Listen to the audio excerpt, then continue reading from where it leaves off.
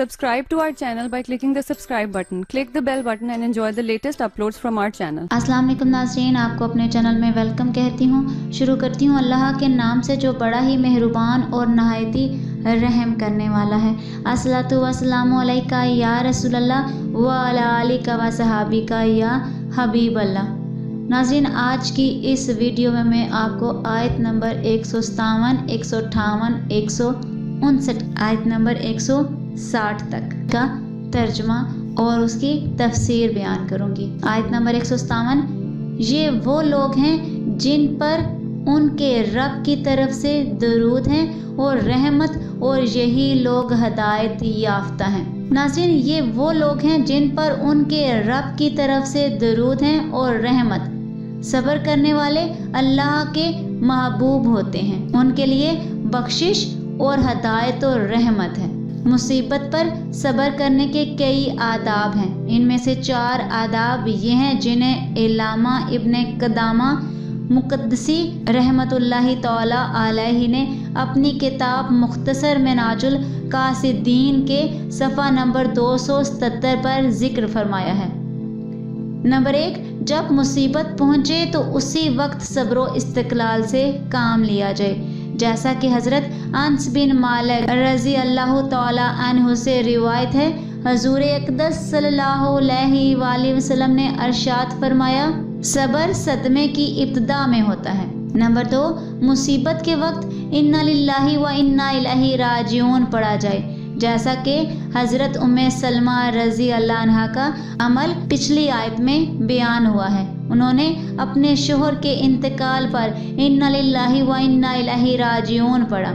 Number 3, मुसीबत आने पर ज़ुबान और दीगर अज़ा से कोई ऐसा कलाम या फ़ेल ना किया जाए जो शरीयत के ख़िलाफ़ हो, जैसे ज़ुबान से अल्लाह की बारगाह में शिकवा और शिकायत के कलामात बोलना, सीना पीटना और गरीबान चाक कर लेना वगैरह। नंबर 4, सब्र की सबसे बेहतरीन सूरत यह है कि मुसीबत ज़दा पर मुसीबत के आसार ज़ाहिर न हों, जैसा कि हज़रत मुतरफ रहमतुल्लाहि ताला अलैहि का बेटा फोत हो गया।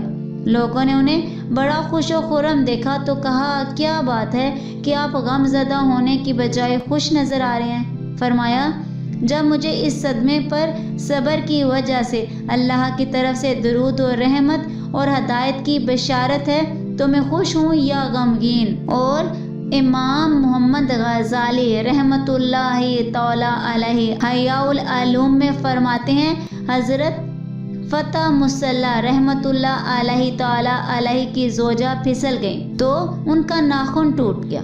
इस पर वो हंस पड़ी। उनसे पूछा गया कि क्या आपको दर्द नहीं हो रहा? उन्होंने फरमाया, इसके सवाब की लज़्ज़त ने मेरे दिल से दर्द की तलखी को ज़ाइल कर दिया।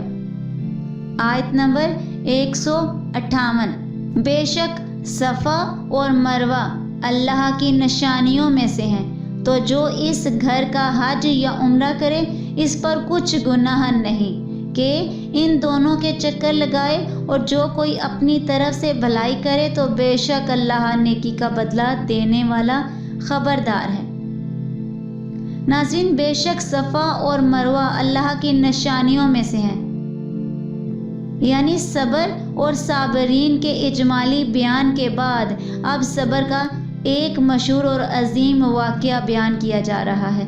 इसकी तफसील कुछ यूँ है कि सफ़ा और मरवा मक्का मुकरमा के 2 पहाड़ हैं जो काबा उल मुअज़्ज़मा के बिलमुकाबिल मशरक़ी जानिब वाक़ हैं। हज़रत हाजरा रज़ी अल्लाह ताला अन्हा और हज़रत इस्माइल अलैहिस्सलातु वस्सलाम ने इन दोनों पहाड़ों के करीब इस मकाम पर जहाँ ज़मज़म का कुआं है हुक्म इलाही से सुकूनत इख्तियार फरमाई। इस वक्त ये मकाम संगलाख बियाबान था, ना यहाँ सब्ज़ा था, ना पानी, ना खुर्द व नोश का कोई सामान। रज़ाए इलाही के लिए इन मकबूल बंदों ने सब्र किया। हज़रत इस्माइल अलैहिस्सलातु वस्सलाम बहुत कम उम्र थे।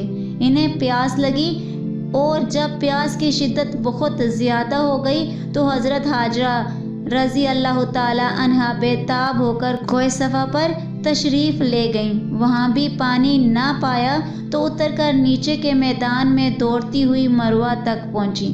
اس طرح 7 چکر لگائے اور یہ اللہ نے ان اللہ مع الصابرین، اللہ صبر کرنے والوں کے ساتھ ہے کا جلوہ اس طرح ظاہر فرمایا کہ غیب سے ایک چشمہ زمزم نمودار کیا، اور ان کے صبر و اخلاص کی برکت سے ان کے اتباع میں ان دونوں پہاڑوں کے درمیان دوڑنے والوں کو مقبول بارگاہ قرار دیا اور ان دونوں پہاڑوں کو قبولیت دعا کا مقام بنا دیا۔ اس واقعہ کا ذکر سورہ ابراہیم آیت نمبر 13 میں بھی مذکور ہے۔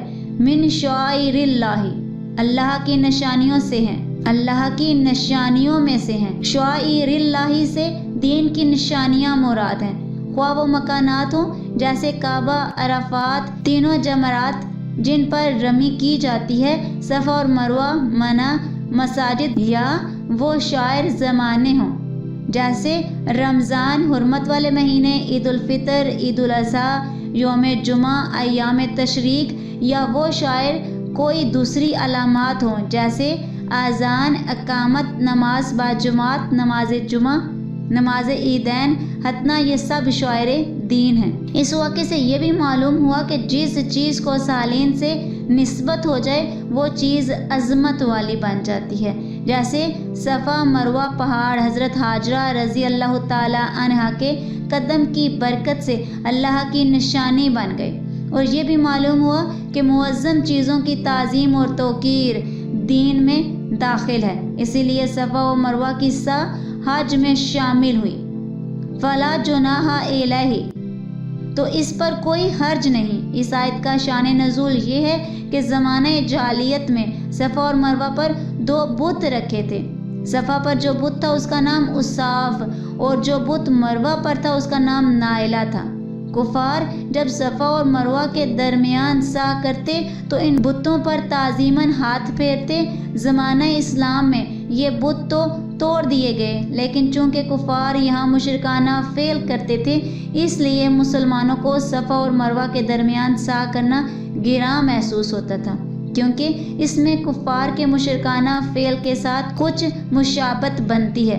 اس آیت میں ان کا اطمینان فرما دیا گیا ہے کہ چونکہ تمہاری نیت خالص عبادت الہی کی ہے، لہٰذا تمہیں مشابہت کا اندیشہ نہیں کرنا چاہیے۔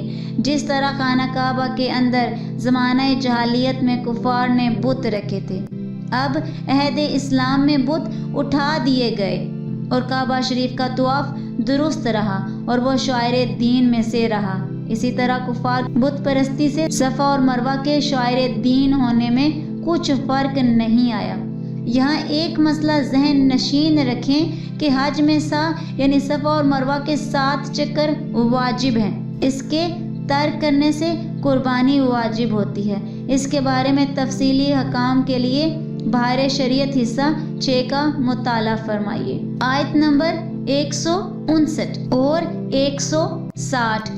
بے شک وہ لوگ جو ہماری اتاری ہوئی روشن باتوں اور ہدایت کو چھپاتے ہیں، حالانکہ ہم نے اسے لوگوں کے لیے کتاب میں واضح فرما دیا ہے، تو ان پر اللہ لعنت فرماتا ہے اور لعنت کرنے والے ان پر لعنت کرتے ہیں، مگر وہ لوگ جو توبہ کریں اور اصلاح کر لیں اور چھپی ہوئی باتوں کو ظاہر کر دیں تو میں ان کی توبہ قبول فرماؤں گا اور میں ہی بڑا توبہ قبول فرمانے والا مہربان ہوں۔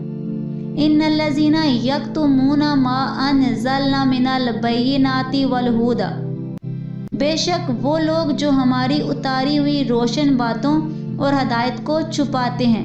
یہ آیت ان علماء یہود کے بارے میں نازل ہوئی جو تورات شریف کے احکام اور اس میں موجود نعت مصطفیٰ کی آیتیں چھپاتے تھے۔ دینی مسائل کو چھپانا گناہ ہے، خواہ اس طرح کے ضرورت کے وقت بتائے نہ جائیں یا اس طرح کے غلط بتائے جائیں، بلکہ غلط بتانے پر تو بہت سخت وعیدیں ہیں۔ یہ دونوں گناہ علماء یہود کرتے تھے کہ حضور پر نور صلی اللہ علیہ وآلہ وسلم کی نعت بتاتے نہ تھے اور زنا کی سزا بدل دیتے تھے کہ بجائے رجم کے منہ کالا کراتے تھے۔ سورہ بقرہ کی آیت نمبر 79 میں بھی یہودیوں کی اسی طرح کی حرکتوں کا بیان گزر چکا ہے۔ حدیث میں دینی مسائل چھپانے کی سخت وعیدیں بیان کی گئی ہیں۔ چنانچہ حضرت ابو ہریرہ رضی اللہ تعالی عنہ سے روایت ہے، سرکار دو عالم صلی اللہ علیہ وآلہ وسلم نے ارشاد فرمایا، جس سے علم کی کوئی بات پوچھی گئی جسے وہ جانتا ہے لیکن وہ اسے چھپاتا ہے تو قیامت کے دن اسے آگ کی لگام دی جائے گی۔ حضرت علی کرم اللہ تعالی وجہ الکریم سے روایت ہے، حضرت علی المرتضیٰ کرم اللہ تعالی وجہ الکریم سے روایت ہے، نبی کریم صلی اللہ علیہ وآلہ وسلم نے ارشاد فرمایا، جو علم کے بغیر فتویٰ دے اس پر زمین اور آسمان کے فرشتے لعنت کرتے ہیں۔ غلط مسائل بتانے والوں، بغیر پڑھے عالم اور مفتی اور مفسر کہلانے والوں اور قرآن و حدیث کی غلط تشریحات اور توضیحات کرنے والوں کی آج کل کمی نہیں، اور یہ سب مذکورہ آیات اور حدیث کی وعید میں داخل ہے۔ اسی وعید میں وہ لوگ بھی شامل ہیں جو ہیں تو محض کوئی آرٹیکل یا کالم لکھنے والے، لیکن دین کو بھی اپنے قلم سے تختہ مشق بناتے ہیں۔ یلعنہم اللہ، اللہ ان پر لعنت فرماتا ہے۔ اسلام کی حقانیت، حضور اقدس صلی اللہ علیہ وآلہ وسلم کی عظمت اور شریعت کے حکام چھپانے والوں پر اللہ کی لعنت ہے، اور دیگر حضرات یعنی ملائکہ و مومنین کی بھی لعنت ہے۔ ناظرین، آج کی اس ویڈیو میں اتنا ہی، دعاؤں میں یاد رکھیے گا، ملتے ہیں اگلی ویڈیو میں، تب تک کے لیے اللہ حافظ۔